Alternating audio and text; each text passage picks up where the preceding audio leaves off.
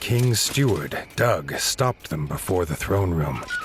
He started at the news of war and then rushed away, muttering about how the armor would need to be polished.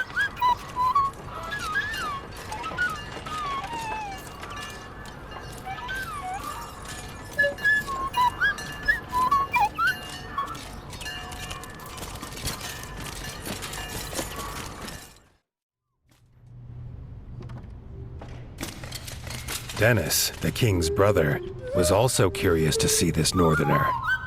Dennis missed war. He could plainly see by Arlo's expression that was the Warden's task. He hoped they could fight together someday.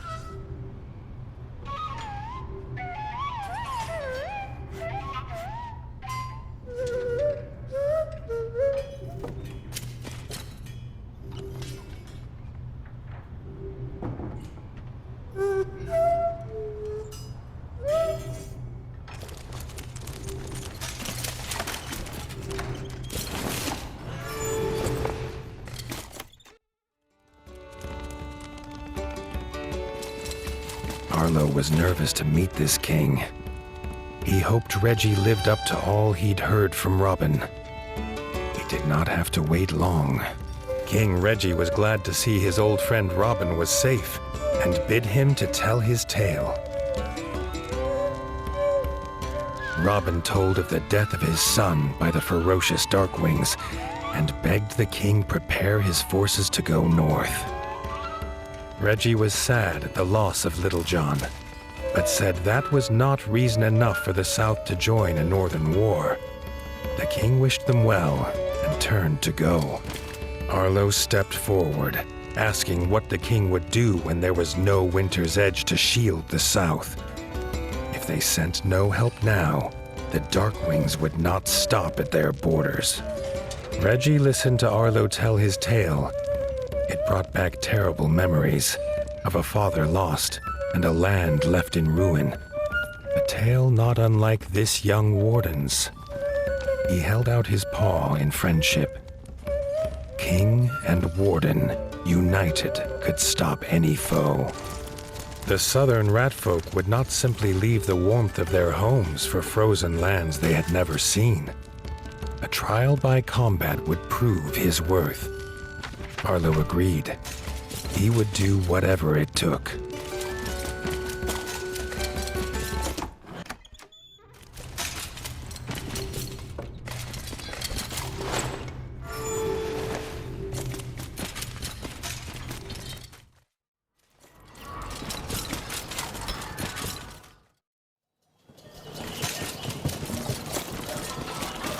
News had spread swiftly. As Reggie led them to the tournament grounds, the streets were already full. Villagers craned their necks to see their warrior king and this strange northern challenger.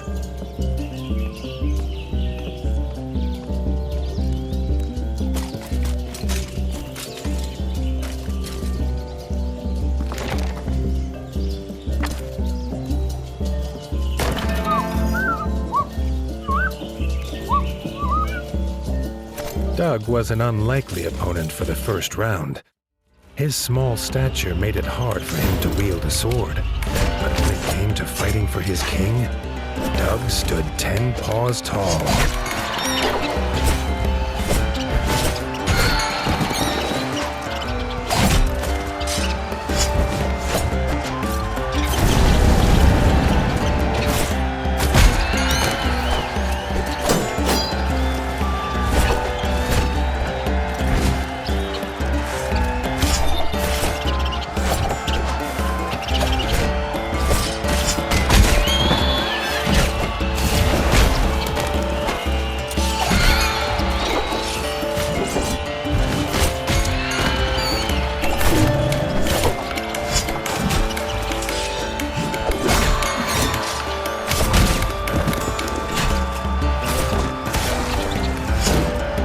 Doug was no match for Arlo's superior skill.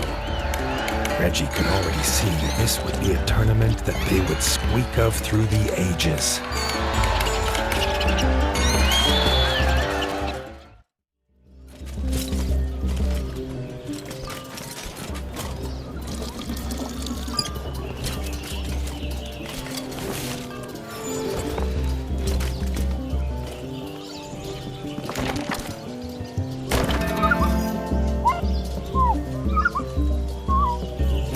Dennis, veteran of the Green Ward's War and captain of the Royal Guard, would be a true challenge for Arlo.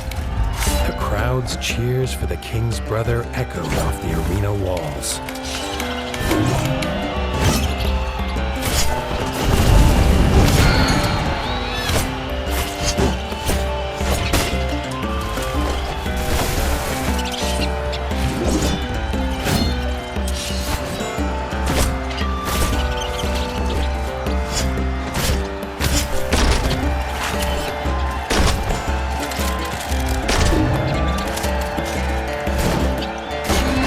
Was a veteran too, used to fighting monsters and darkwings with ice under paw.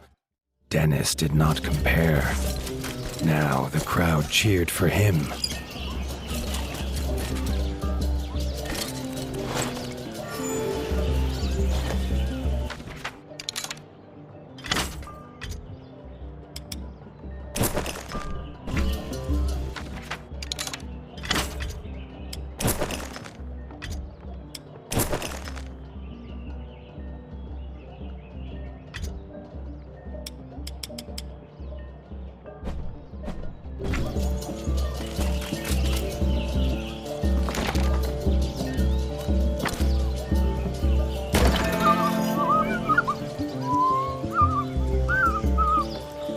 Arlo's final opponent was the king himself. Reggie had seen off the frog invaders almost single-pawed and was beloved by his subjects. This fight would be a tale for their times.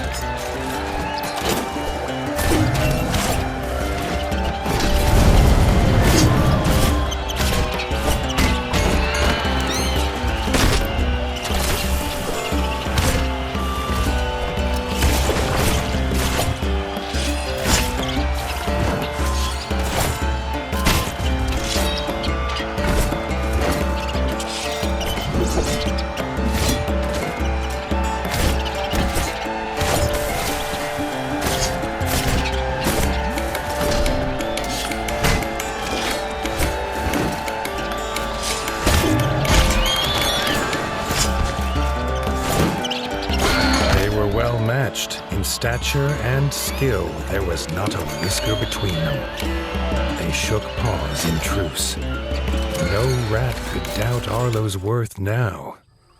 Reggie said to meet him by the docks. Together, they would wipe out the Dark Wings once and for all. Together, they would attack Mount Cauldron. Seeing the king's forces training for battle, Arlo felt the stirrings of something he'd long thought dead in his heart. Hope. At the dock, Arlo's little heart leapt again at the strange contraption. If it was a boat or a house, he could not tell, nor why it had a giant sleeping fuzzlebug atop it. From inside emerged King Reggie. He was not alone. King Reggie introduced Bertle. Arlo felt something comforting in the turtle's presence. Bertle was proud to take the army to Mount Cauldron in his bug ship. They would make camp at Highland View, where Arlo could find them when his forces were ready. In a flap of its wings and a cloud of gas, the fuzzlebug took King Reggie and his army north. Whatever tasks Arlo had to finish, now was the time. Once the war began, there would be no turning back.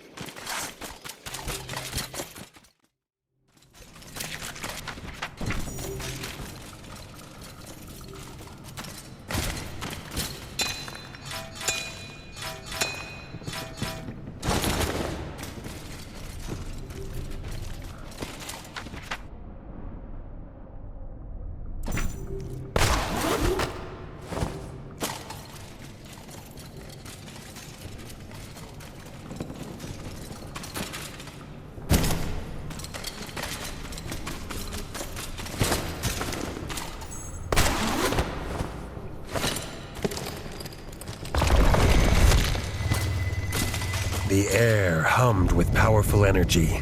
As Arlo approached the statue, he could feel the strange power pulsing through him again. As the statue calmed, Arlo could feel new strength inside him.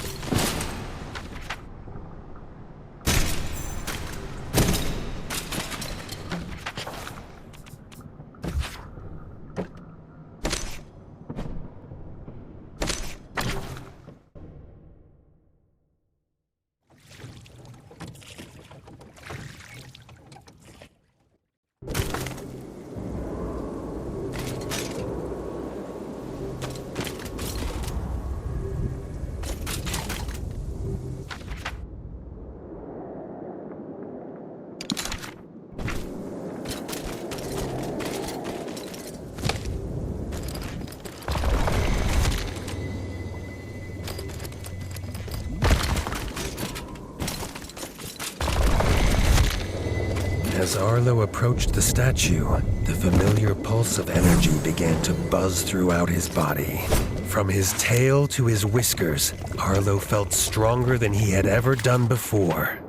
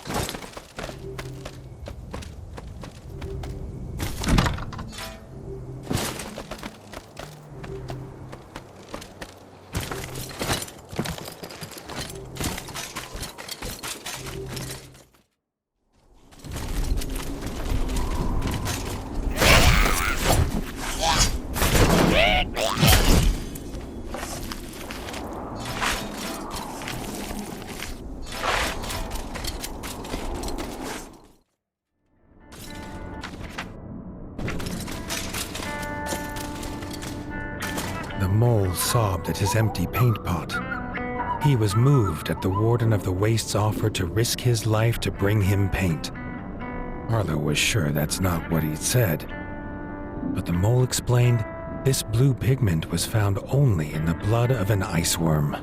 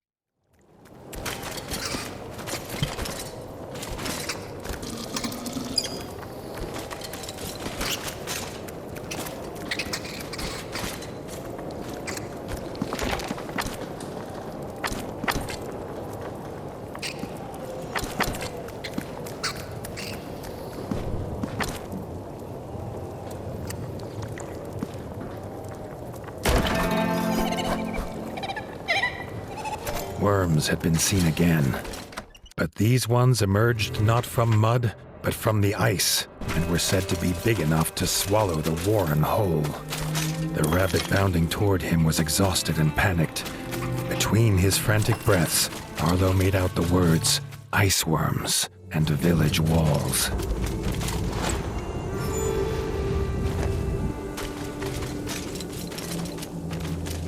Outside the village walls, the wind turned ice cold. The ground shook, and from beneath the frozen tundra burst the giant ice worm.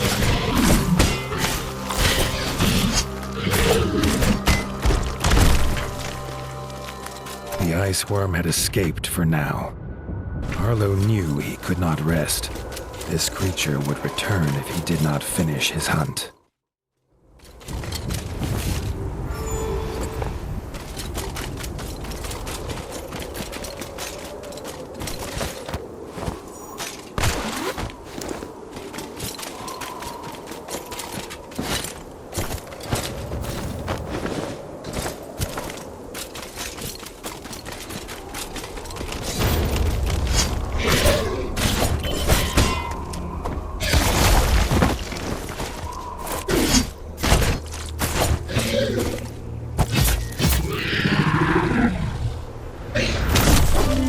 Pursued the great ice worm to the peaks of White Whisker, and in the shadow of Mount Cauldron, it fell at last. The rabbits of the Warren were safe.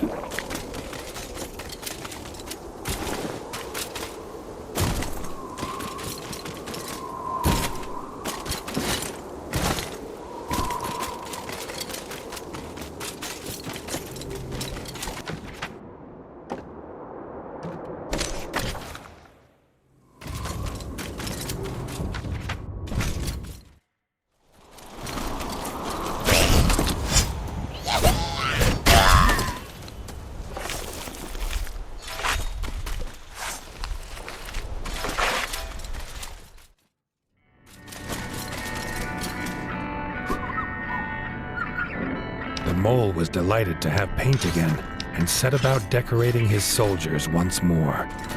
Arlo suspected it was near time he returned to his own.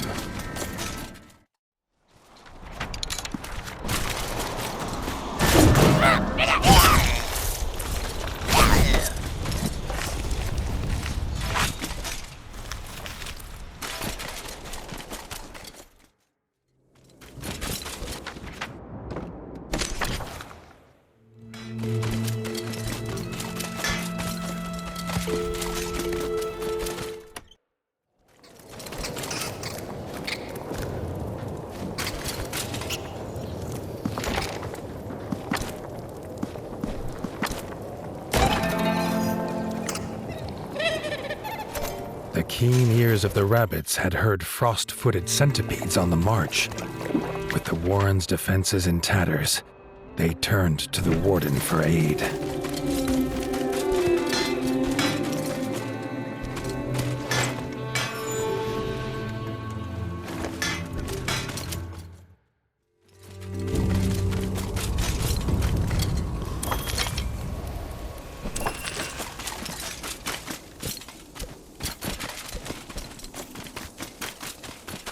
Fish still flapping on the ground, but no sign of the fishermen. The culprit soon revealed itself. A rearing frost death march.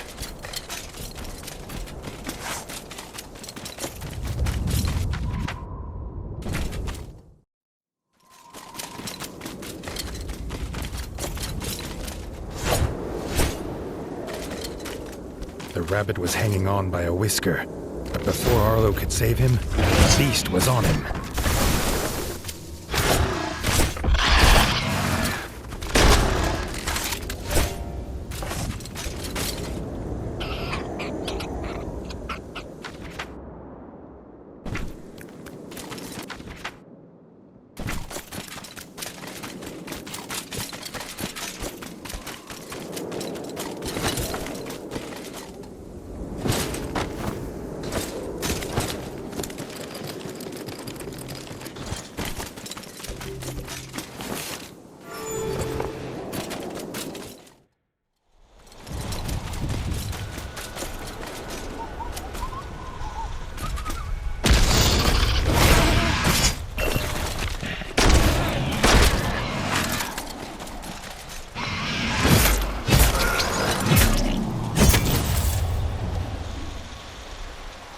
Arlo was amazed at the ingenuity of moles. This one immediately put the creature's blue blood to good use, offering a hearty reward for the Warden's bravery.